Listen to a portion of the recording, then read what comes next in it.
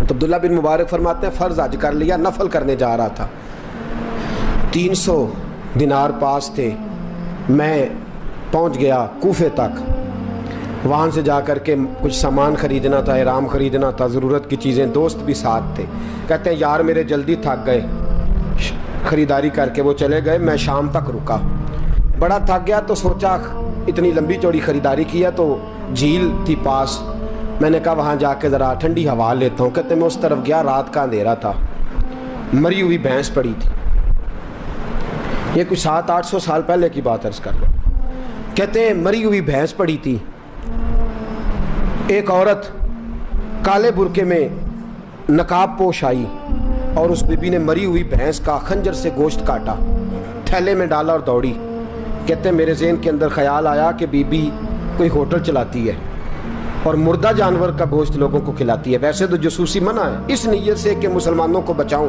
اس کے پیچھے ہو لیا۔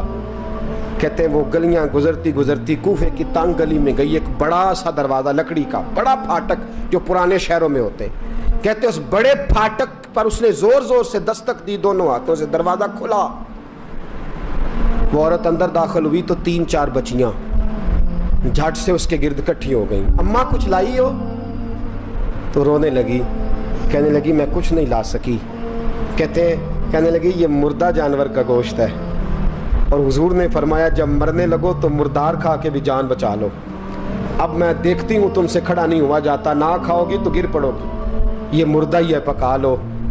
کہتے ہیں اگلے لفظ اس عورت نے کہے تو میں باہر کھڑا چیخنے لگا، وہ کہنے لگی ہم سید زادیاں ہیں، صدقہ زکوٰۃ کھا نہیں سکتی، پر سب روگاں دا روگ محمد، جس دا نام غریبی، کنڈ ولا کے لنگ جاندے، سب دوست یار قریبی سید ہیں، صدقہ زکوٰۃ یہ مردار کھا کے گزارا کرو۔ کہتے ہیں پھر اس عورت نے چاروں بیٹیوں کو سینے سے لگایا، کہنے لگی تمہارا باپ زندہ ہوتا تو یہ دن نہ، سید بھی اور یتیم بھی اور مسکین بھی۔ پھر وہ روئیں، حضرت عبداللہ بن مبارک کہتے ہیں زور زور سے دروازے پہ دستک دی، بی بی باہر آئی، کون ہے؟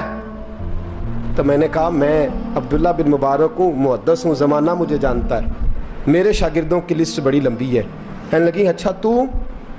کہنے لگا یہ 300 دینار ہیں، تو مہربانی کرے تو رکھ لے، چلے اپنا کام کریں ہم جانے ہمارا۔ کہتے میں نے زمین پہ گھٹنے ٹیک کے نا تو سید زادی کے آگے ہاتھ باندھ دیے، میں نے کہا میں نوکر ہوں، تم اولاد ہو، میں خادم ہوں، تم نسل ہو، مہربانی کرو، مہربانی میرے اوپر مہربانی، پیسے رکھ لو۔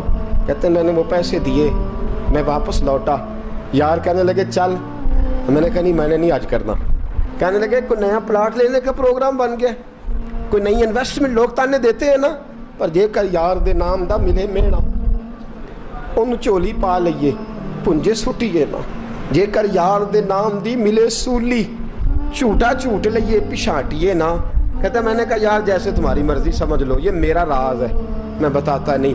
فرماتے ہیں لوگ حج کرنے چلے گئے، میں وطن آ گیا، 6 ماہ کے بعد قافلے لوٹے، جاگ کے سننا ذرا بات، میرے نبی نے فرمایا تو میرے امتی کی پریشانی دور کر، اللہ کامل حج کا ثواب دے گا۔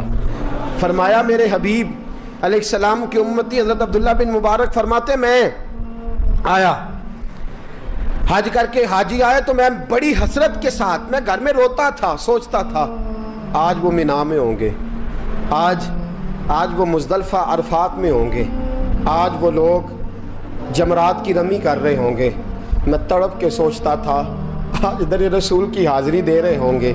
کہتے میں روتا تھا، جب حاجی لوٹے 6 ماہ کے بعد تو حاضری دینے گیا، ملنے گیا، پہلا دروازہ کھولا حاجی صاحب نے، میں نے کہا مبارک ہو؟ کہتے ہیں میں نے مبارک دی، ذرا سنیے گا۔ کہتے ہیں وہ حاجی مجھے ڈانٹنے لگے، کہنے لگے چھوڑ یار، اتنا بڑا آدمی ہو کے تو غلط بات کرتا ہے۔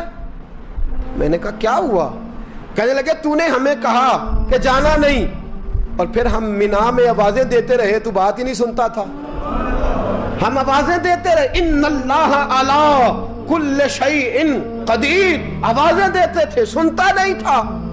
کہتے میں حیران ہوں، میں تو گیا نہیں۔ کہنے لگے ہم 11 حاجی جھوٹ بولتے ہیں تو وہ اکیلا سچ بولتا ہے، سب نے دیکھا ہے۔ کہتے میں پلٹ آیا، چوتھے دن پھر ایک حاجی کو ملنے گیا، مبارک دی، کہنے لگا چھوڑ کس بات کی مبارک، मैदान अरफात में तो तूने बात भी नहीं सुनी, और यहाँ मुबारकें कहते हैं अरफात में, और मैं तो कहने लगे चुप कर, गलत बात भी करता इतना बड़ा मुहद्दिस हो के। कहते हैं जब आखिरी काफिले आए, आखिरी दिन तो 8-10 काफिले इकट्ठे आए, शाम तक 7 काफिलों से मिला। हर एक मुझे कहने लगा बंदे के पास घोड़ा नया आ जाए, सवारी बड़ी आ जाए तो यारों से तो मिलना चाहिए ना, तू आवाज ही नहीं सुनता था। फरमाते हैं मैं थक गया कि इलाही माजरा क्या है, मैं तो यहाँ इस शहर की गलियों में फिरता रहा और ये सारे हाजी क्या क्या रहे हैं। फरमाते हैं रात को हजरत रबी बिन असलम, वो बहुत बड़े बुजुर्ग मुहद्दिस थे, वो भी हज करने गए, दरवाजे पे दस्तक दी, बाहर आए तो झगड़ने लगे, कहने लगे तूने मुझे किस मुश्किल में डाल दिया है। मैंने कहा हुजूर क्या हुआ, किस मुश्किल में। मैं तो मिल कहने लगे छोड़ यार, आलिम था तो मैं तेरी इज्जत करता था, तूने ये क्या किया। मैंने कहा क्या हुआ। कहने लगे याद नहीं जब तू रोजा रसूल के सामने मिला था, जब नबी पाक के मुवाजे के सामने तो पैसों वाली थैली मुझे पकड़ा गया, पकड़ अपने पैसे। मैं तो संभालते संभालते थक गया हूँ। कहते हैं यूं सीने से पैसे लगाए, घर आया, इशा पड़ी तो सो गया। मैंने कहा या अल्लाह उकदा खोल दे। रात गहरी हुई, मेरे घर की दीवारें चमकने लगी, नूर फैलने लगा, खुशबू ही खुशबू पूरे शहर को मुअत्तर करने लगी। कहते हैं मैंने आंख झपकी तो सामने अल्लाह के रसूल तशरीफ फरमा, सामने महबूब तशरीफ फरमा है। ख्वाब मेरी विच आया माही, मैं उहदे गल विच पा लईयां बावां ते डर दी मारी अख भी न खोलां किते फिर विछड़ ना जावां। फरमाते मैं महबूब पाक की जियारत की तो नबी पाक अलैहिस्सलाम का दीदार करके फूट फूट के रोया। अब मेरा दिल था हुजूर बोले कोई बात करें, महबूब बोले लब खोले। फरमाया क्या।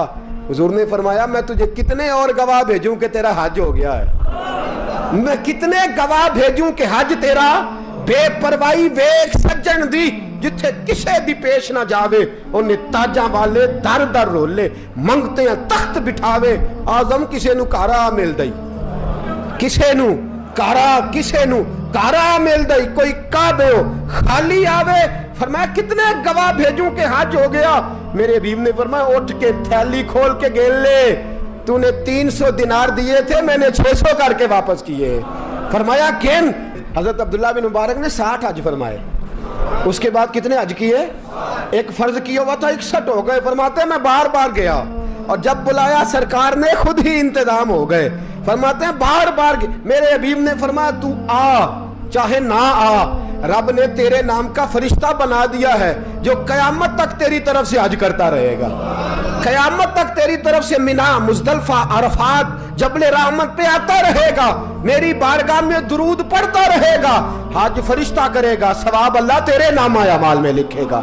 मेरे दोस्तों मेरे नबी ने फरमाया मेरे उम्मती की एक परेशानी दूर कर, अल्लाह कबूल हज का सवाब अता फरमाएगा। गरीबों का हज है कि नहीं, बोले इशराक चाश्त पढ़ हज है, 2 लोगों की सुलह करा हज है, उलमा की नौकरी कर, एक एक दफा 70-70 हज तुझे मिलेंगे। और मेरे रसूल पाक सल्लल्लाहु अलैहि वसल्लम ने फरमाया सौखा हज है, सामने अब्बा जी है, सामने अम्मा जी है, बार बार प्यार से देख, बार बार हज कर, बार बार प्यार से देख, और किसी गरीब की मदद कर दे, सड़क पार करा दे, मेडिकल स्टोर से दवाई ला दे, किसी की नौकरी कर दे, बच्चा घर में नहीं अब्बा जी बीमार हो गए, जा भाग के तू चचा को छोड़ा डॉक्टर तक, तू नेकी कर, अल्लाह तुझे पूरे हज का सवाब अता फरमाएगा।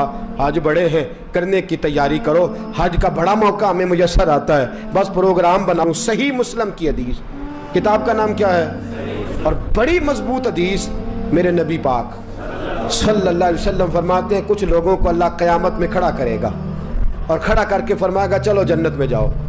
अर्ज करेंगे मौला हम तो पापी गुनाहगार, पता सारा सरदार नू कीतियां दा, हम तो बड़े गुनाहगार, किस वजह से जन्नत। फरमाया तुम्हारे हज की बरकत से, तुमने हज किया था ना उस बरकत से जन्नत। तो बंदे अर्ज करेंगे मौला हम तो माड़े थे, गरीब थे, गए ही नहीं, हज किया ही नहीं, तो तू हज की वजह से माफ कर रहा है। तो रब करीम फरमाएगा जब हाजी जाते थे दिल तड़पता था ना, जब हाजी जाते थे आंखें बरसती थी, जब हाजियों के काफिले निकलते थे उस वक्त तुम्हारे दिल में ख्वाहिश पैदा होती थी। फरमाया तुम तड़पा करते थे, मैंने तड़प पर ही तुम्हें हज का सवाब दिया, और खाली सवाब नहीं दिया, उस हज की बरकत से आज जन्नत भी अता फरमा रहा हूँ। मेरे दोस्त प्रोग्राम बना, तड़प पैदा कर, नीयत पैदा कर। ये ना कहा कर कि हज तो सिर्फ अमीरों का है, गरीब कैसे करे, हज बड़े हैं, करने की तैयारी कर। तू प्रोग्राम बना, मेरा रब तुझे गांव गांव पे, नगर नगर पे, गली गली हज का सवाब देगा। हमेशा मिदहते खैरुल अनाम में गुजरे।